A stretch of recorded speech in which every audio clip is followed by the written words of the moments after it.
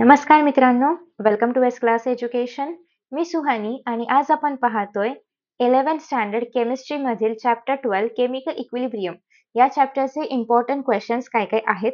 याच्या आधीचे जे काही चॅप्टर्स आहेत त्या प्रत्येक चॅप्टरवरती इम्पॉर्टंट क्वेश्चन्सचा व्हिडिओ मी अपलोड केलेला आहे. प्लीज चेकआउट करा. याची एक सुंदर प्लेलिस्ट आहे. फिजिक्स, केमिस्ट्री आणि बायोलॉजी तिन्ही विषयांसाठी मी हे व्हिडिओज अपलोड केलेले आहेत. सो चेकआउट करा. आता बघूया केमिकल इक्विलिब्रियम मध्ये काय केलं पाहिजे. सगळ्यात पहिली गोष्ट म्हणजे हे जे काही रिव्हर्सिबल, इरिव्हर्सिबल आहे ते तुम्हाला माहीत असेल असं मी कन्सिडर करते. नसेल तर प्लीज एकदा वाचा. बरं, तुम्हाला एक्झाममध्ये कशा प्रकारचे क्वेश्चन्स विचारले जातात? तर रिव्हर्सिबल आणि इरिव्हर्सिबल मधला डिफरन्स विचारला जातो. सो डायरेक्टली शॉर्ट नोट लिहा किंवा एक्सप्लेन करा, डिफाईन करा असं न येता दोघांमधला डिफरन्स लिहा असा प्रश्न विचारला जातो. सो इन दॅट केस मग तुम्हाला ते फॉरवर्ड आहे की बॅकवर्ड आहे किंवा त्याचे एखादं एक्झाम्पल द्यावं लागेल. दुसरी गोष्ट म्हणजे लाइक तुम्हाला ते सांगायचं आहे की त्याच्यामध्ये फिजिकल चेंज होतो की केमिकल चेंज होतो, जे काय होत असणार तर ते. सो या सगळ्या गोष्टी तुम्हाला डिफरन्स बिटवीनसाठी करायच्या आहेत. ठीक आहे. सो हे सगळं स्किप करा. फक्त जेवढं डिफरन्स बिटवीनसाठी आहे रिव्हर्सिबल, इरिव्हर्सिबलचं तेवढंच घ्या. बाकीचे पॉइंट्स तुम्ही स्किप केले तरी पण चालतील. Done. After after that next आहे ते म्हणजे आता आपल्याला इक्विलिब्रियम जी आहे फिजिकल प्रोसेस मधली, तर ती लिक्विड वेपर मध्ये कशी आहे किंवा इतर काही कंडिशन्स मध्ये कशी आहे ते इथे सांगितलंय.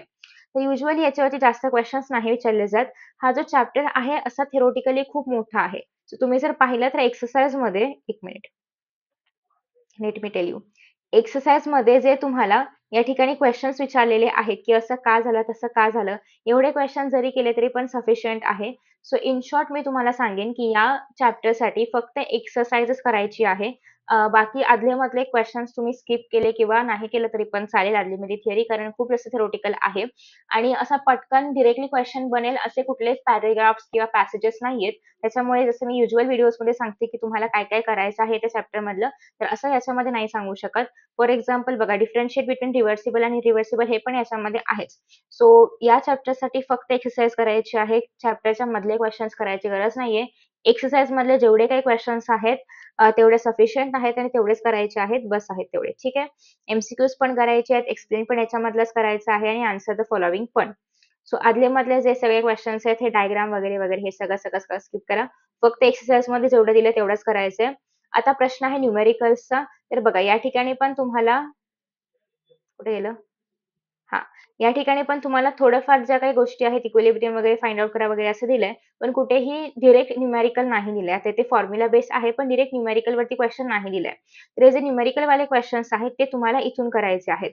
सो 12.6 असेल, 12.5 असेल किंवा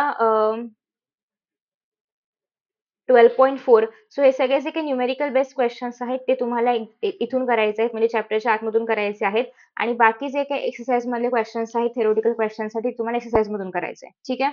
सो न्यूमेरिकल्स फक्त सॉल्व्ड न्यूमेरिकल्स करायचे आहेत आणि हे सगळे कनेक्टेड आहेत. एखादं केलं की तुम्हाला दुसऱ्याची आयडी आपोआप मिळते. सो आता या ठिकाणी तुम्ही जर पाहिलं तर 12.2 आणि 12.3 सिमिलर आहे. काही फरक नाहीये. फक्त तुम्हाला फॉर्म्युला वापरायचा आहे बरोबर आणि ज्या व्हॅल्यूज येतील त्या फक्त भरायच्या आहेत. ठीक आहे. सो एवढंच करायचं आहे. 12.1 थोडंसं वेगळं आहे, बट ते पण सेम ईझी आहे. तेवढंच तुम्हाला करायचं आहे आणि एक्सरसाइज मधले क्वेश्चन्स करायचे आहेत. बाकी अदलं-मधलं काही करायची गरज नाहीये.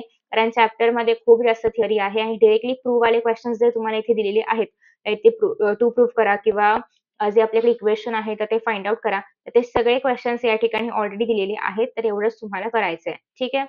सो आय होप की तुम्हाला एक आयडिया मिळाली असेल. एक्सरसाइज मधलेच फक्त क्वेश्चन करा. एक्स्ट्रा काही करायची गरज नाहीये आणि solved examples. So best of luck for your exams and see you in the next video. Bye bye.